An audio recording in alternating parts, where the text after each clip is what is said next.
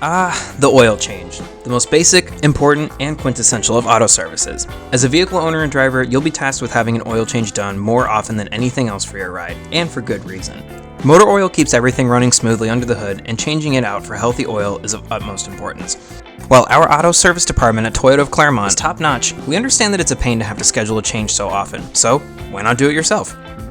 Step number 1, find the right oil. Your vehicle is unique, and that means it requires a specific oil and filter type and specific amount. Do your research beforehand and make sure you have the correct things before getting started. Step number 2, drain the oil.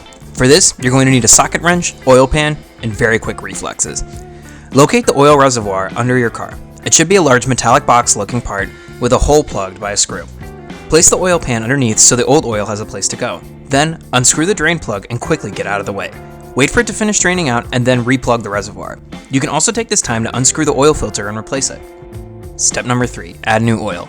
After that's all finished, it's time to add new oil. Your oil cap is located on top of your engine and labeled with a specific motor oil symbol.